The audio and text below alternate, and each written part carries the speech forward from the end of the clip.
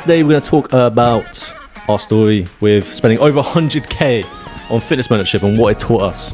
It's really hard to do that. I tell you what, being in a commercial gym really helped as well. Like when I first started as a PT, and probably for yourself, that you learn off other people and you learn different skill sets from other people, and you basically kind of cherry pick which ones are gonna do best, and you create this almost like complete puzzle from it as well to develop it. But it is very important to invest in yourself, whether that's get a degree, get a coach, read a book, on a very basic level, and invest in yourself, because you need to shortcut the distance it takes to get somewhere. Otherwise, time will go, as quick as possible. Welcome back to the Perform Well podcast. This is the podcast for you if you're looking for performance and wellness optimization so that you can not only smash your career, but also have a better life, better relationships, and better health. We believe that performance and wellness are yin and yang and work together. So listen in as we dive into topics that are going to help you optimize your life for the better. Welcome back to another episode of the Perform Well podcast, and today we're going to talk about our story with spending over 100k on fitness mentorship and what it taught us. Okay, Mad amount of money in it. A lot of money. I do you know what? Other clients complain about like PT being expensive, and I'm like, you have no idea how much we spent. Like how much goes into the learning. This is why we charge the prices we charge, because the amount we invest in the learning is what's respective and reflective in our packages. You guys are getting the best end of the stick, because you're not only paying a ridiculously small percentage of what we paid, but you're also getting massive support helping you. I didn't get that support in uni. Nope. My teacher said, I asked him a question, said, go read a book. I was like, cool. Have a look at this study. What does this study say? I'm paying for this advice. It's just like, here's a research methods lecture at 6 p.m. Go to it and listen. I'm like, I'm fucking tired. I don't want to listen to shit. My tutor wouldn't, message you back at 8 p.m. at night and after like a little wobble and give me some life advice. No, I think that's very uncommon between tutors as well, because they're obviously not most likely. Your coach will. Mm-hmm. Your coach has your back. We do. 24/7, baby. So, what did it teach us? I mean, if you were to sum it up, the whole 100k worth of mentorship, what would it be, man? A lot of it, you always break it down, don't you, into kind of different sections. I mean, with the mentorship that we did, we covered areas like, mine went into advanced sports nutrition, was one big area that I learned about, and even stuff going down to like things called acetylcholine A, or the BCAAs, all that kind of stuff. But I think it teaches you one of the strongest skills, which is management of your knowledge and where you should utilize it. Now, when we're talking about kind of the knowledge that we pass on to people as well from these mentorships, I think it's key to remember that a lot of the basic stuff you hear online are like, how many times you hear calorie deficit for weight loss, how many times you turn around and hear when you're training, go and do resistance training 3 times a week. But the stuff we learn goes deeper than that. We learn about basically the resistance training, but what within those sessions is going to promote the most amount of muscle mass and build resilience in the joints in the most effective way, for example. So basically, that training basically taught us how to train the body, how to get the results you want in your body. And then over time, you become experienced in that, and then you start to train people. We obviously trained a lot of people during that time, did practicals, etc. And that's where you start to learn how people work, because it's one thing training yourself and think, like, for example, most online coaches that are, new to the industry, they train themselves, they get in good shape, they're genetically gifted, and they go online and say, look, you want a body like I have? Here's my training Here's program. my program. And they have no fucking idea how you are going to fit that in. A mother of 3 telling, having an 18-year-old, male saying, you have the time. You have the time. I have the time. Stop it. And you're like, what? This is the experience factor that comes in, and less experienced individuals will always deliver a very basic service. And a lot of the time, sometimes it works for people, and people just need to learn. Like, I learned a lot from the master classes and the masterminds, and obviously uni degree that I did, but the experience that I've learned from individuals, I had someone sign up the other day for online coaching with us who genuinely signed up for the fact that he knows I like complex cases. So he knows I like dealing with things that are a little bit less offbeat. Yeah. For example, this guy has Crohn's disease. He struggles with fainting in the gym when he resistance trains, so he can't really resistance train for high intensity. He can't eat certain foods. He works long days, drives 150 miles a day, and I sit there and go, yeah, that's what I like. Because the thing is, it makes it more interesting. It's a project. It's a project. Yeah. And that's kind of like what these things have taught us. We did projects at uni, but it never... It can have application across, but you need to work with the person and the individuals that want to get the results. I'm sure you've had some really interesting cases in years gone by. 100%, man. I've got loads, but I think the main thing is when we're talking about like, you know, what 100K taught us is that I think it taught us more than anything that investing in your knowledge is very important. Like I know there's a lot of people that say degrees are not, you know, worth it, but you know they can be. Like let's just say they can be. It depends on the situation. But it is very important to invest in yourself. Whether that's get a degree, get a coach, read a book, you know, on a very basic level, and invest in yourself because you need to shortcut the distance it takes to get somewhere. Otherwise time will go, you know, as quick as possible. You'll be 33, grey hairs on the side, sitting next to someone who's mid-20s and wondering why you're now the older man in the situation. But you need to shortcut that time gap, and that's only done by going to the source of knowledge for that particular area. Well, this is where I am now. The amount of PTs and coaches I see in the industry who are in their no offense, but you know, in their 30s and 40s, and have been doing this for fucking years. And I'm not bigging myself up here, but being able to shortcut it basically by bouncing knowledge off those people and having my degree to shortcut that knowledge as well. Like, this is the thing. I know a lot of people say your degree's a great waste of time. We had Dodge on here a while ago who thinks it's just a scam. And partially I can agree in some ways, but I think it depends, as you say, on the degree you do. But it shortcuts the kind of knowledge barriers we face. Because how many goddamn books would you have to read to get the knowledge that you get from doing one qualification, one course, one, you know, module in a degree? It's astounding. It's not even based on the books. Like we have like maximum 2 or 3 big textbooks for like 3 years. That's it. That's what it comes down to, really, except unless you do different topics and stuff, right? So it's not even down to that. It's like being in a supportive atmosphere where you're challenged to learn is the key. And it's hard to do that on your own. It's really hard to do that. I tell you what, being in a commercial gym really helped as well. Like when I first started as a PT, and probably for yourself, that you learn off other people and you learn different skill sets from other people, and you basically kind of cherry pick which ones are going to do best, and you create this almost like complete puzzle from it as well to develop it. Everything that we learned from spending 100K was very kind of theory based a lot of the time, but we had a lot of application in there too. And the application was learning to work with people and understanding body language cues, how people interpret what you're saying, speaking and giving knowledge across to people. And they were kind of the underpinning skills that it's very difficult to develop on your own. 100%. And do you know what? Like, I learned a lot from the degree, but it was when I went to Australia in 2016. And I was working at Fitness Playground that I got the best education I ever got. And I got paid for that education because basically I was training people. But I was put in an environment like, it was so different to the UK. The UK gyms just, they miss something. I think it's some personal touch or some care when it comes to clients, and maybe it's the sun and we're all miserable, I don't know. But the Australians, they will be so enthusiastic about teaching you and learning and developing. You know, if you go to the gym, you know, Pure Gym, for example, or any gym in, you know, Southampton, every PT's doing it for themselves. That makes sense. They're doing it for themselves, which is fine because that's what you're doing. You're self-employed. But then when I was there, I was self-employed alongside others, and we got taught. They all shared stuff. We actually had fun. And it was so much better. And I had to come back, unfortunately. But that was eye-opening. Like, and so learning from someone is so important. No, again, that's what we're saying. Like, our qualifications help us learn to get where we are. Like, one of the big take homes that I'd say that I got from doing it was from a diet standpoint, and how utterly simplified a lot of people make it. And there is a lot more underpinning factors to people's diets that we do need to uncover. For example, we talk about insulin resistance a lot of the time. We spoke to it on this podcast as well. We talk about what kind of supplements can help improve people's lifestyles. I was speaking to someone about mushrooms the other day, like different type of mushrooms, performance enhancing. Magic kind. We do not endorse. No, we do not endorse. Magic mushrooms. Lion's mane, for example.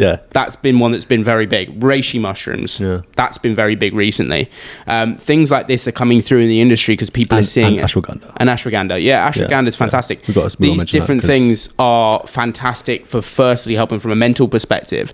And I learned all about those before they actually became onto the current scene, because now people are just selling them on TikTok Shop by the sounds of it. That's because of your job. Like, you spend all your day researching this stuff. You're interested in it. And so the market is being taught, like, slightly lag behind what we are being taught, because we're ahead of the curve. That's the whole point of being in the industry. You go to an accountant, they know about tax laws and stuff like that we don't, because they're ahead of the curve. And eventually we'll learn about it because it start to become a problem for a lot of people.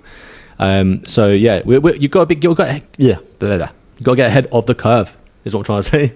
Yeah, expand your Get ahead knowledge of to the a point. curve. Like, learn things from people. Like, I think the best thing with coaching as well is Yeah. you can kind of, if you're learning off a good coach, normally we say within 6 months you learn enough to go train yourself. That's an ideal situation. Granted, I've got clients who've been here 1, 2, 3 years with me, but that's just because they like coming in and training with me. It's not because they're not knowledgeable enough to train themselves. It's an accountability factor then that they need someone physically there to tell them what to do. Otherwise, they will not go to a gym. Well, my best recent client, okay, because I've got quite a few clients still that are a little bit older, I've been with now, but my best recent client, he came to me with the intention of changing his shape, and unlike some people, he actually got a spreadsheet out and started putting his own thoughts into his diet, like all the numbers, everything like that. Went onto YouTube, watched loads of YouTube fitness influencers during the time we had together, and he got ridiculous results in terms of like his consistency was insane. And a lot of people don't do that. A lot of people don't. They come into the gym, then they leave, and then they crack on with their world, not thinking about what they're trying to learn and build on it. He was enthusiastic and immersed by it. You got to get immersed. You got to get immersed. You got to get immersed in it because it becomes a livelihood. I saw a TikTok earlier today that was basically one of the old coaches that I used to know, and she was depicting how a lot of people will come in from work. They'll sit on. I've had a long day of work, sitting in front of a screen, not really having much movement. Come in, sit in bed. They're like, I haven't got the motivation today. I'm tired to do what I need to do. And actually, a really easy mindset switch is literally just putting clothes on. And that's something that I find so astounding, that small switch can make people be more active and out there immediately, because you just put your clothes on, you go for a walk, you come back in. But yeah, it's fascinating the knowledge that you can acquire over time. One of the biggest things that I was taught was when you're trying to get any kind of result, no matter if that's a performance result or a physique result, patience is one of the biggest things. 100%. You've got to be so patient with everything that you're doing. It's not going to change in a week. It might not change in 2 weeks, but you should start to see results. And you've got to put some objective data behind things. One of the biggest things currently for me is when people just go, we're not going to measure anything that's really going on in your body right now. We're just going to wait and see. We're just going to wait and see what happens. I think people need objective data to almost trick their brain into seeing results as well. Yeah. And that psychological side was something that I learned at uni. And without doing that course, I wouldn't have learned about the psychology of thriving and burnout at the same time. And people who thrive are those who take action on instances where they may not have been interested in the beginning, but now they're full frontal, like as you said, with your client with a spreadsheet. Not many clients come in the spreadsheet, but it's mad, isn't it? The guy who's got the best result has done that. Aggressive patience, from what Dodge was saying to us, like makes the most sense. Like in terms of like being an entrepreneur and a business owner and a PT or self-employed or anything like that, or ambitious person, you want to be patient aggressively. So you're still going to get towards your goals, but you're still going to put good work into it.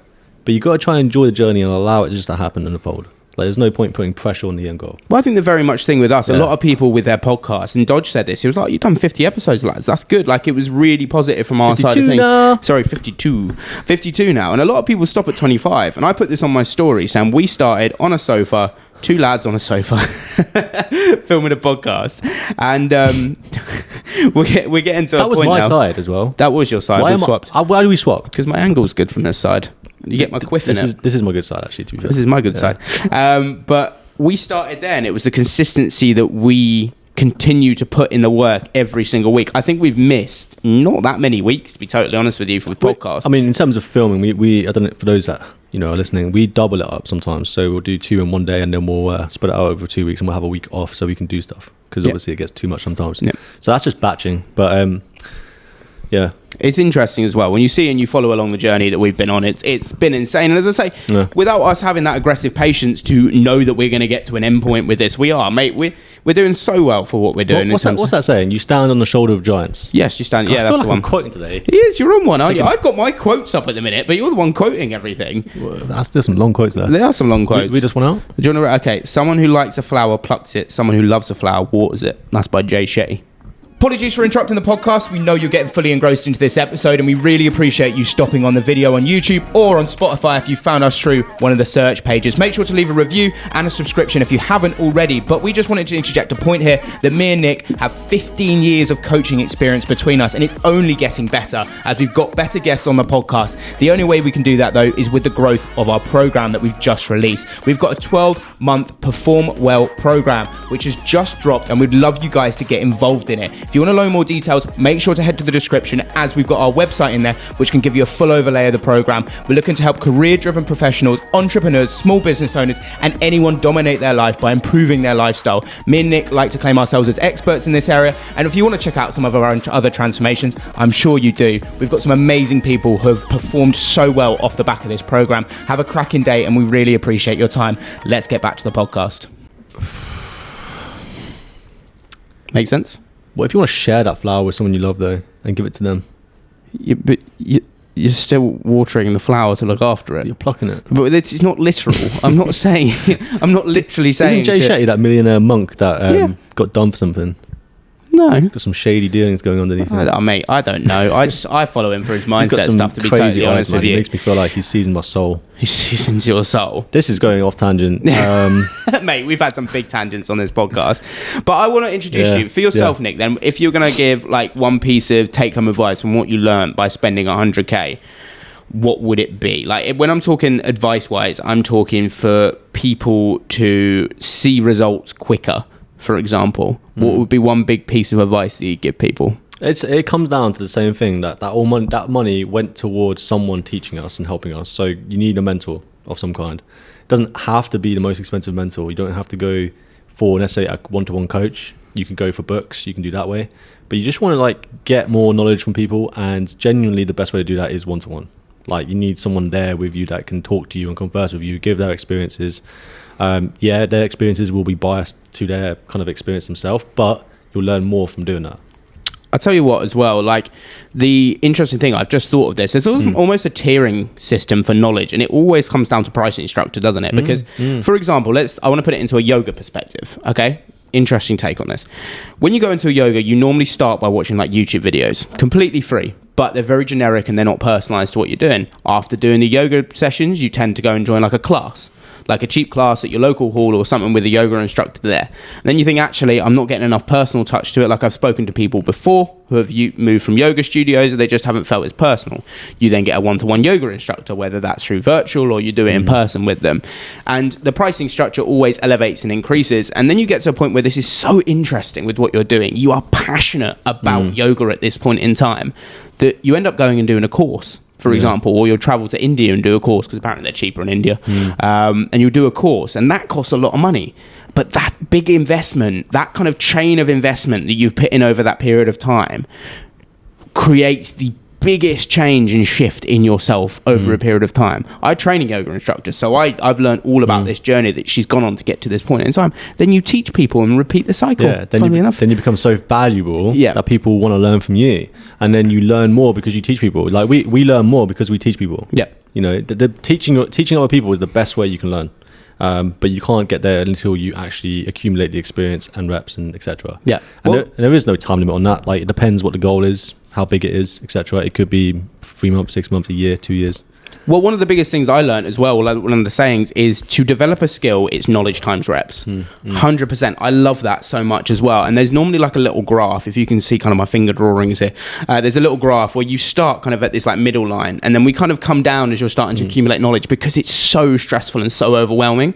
But as soon as you start to do it more and more, you actually build that confidence up, and you come back up the other side very, very quickly. And it's almost like a backwards S-shaped curve, because you build so much faith in what you're doing just by doing the reps of the knowledge you're accumulating. So rinse, repeat, and rehearse. And if you're sitting there thinking right now, do I need to go and invest in my life? And if you've got the money sitting there to invest, definitely do it, because you are going to make results so much quicker, hell of a lot quicker, like than sitting there trying to teach yourself saving the pennies. Yeah, and we're not even saying this to sell our own course, because like we're not in it for that. Obviously, we do make money from online clients, but do it for you. Try and if you find someone that fits your perfect coach that will help you the way you want to, go with them. Like, hands down. Yeah. Like, just do it, because it doesn't matter. you're going to get results that you would never get otherwise. No, because you're accelerating what you're learning and using someone to guide you. Yeah, and obviously if you do like us and you do want that help, then obviously get in touch with us. You know, we can do that job. I mean, I'd really appreciate it. It'd be really nice. Plus, 15 years, guys. Minimum, we just like talking to people and connecting with their goals as well. And I think a lot of people who are passionate about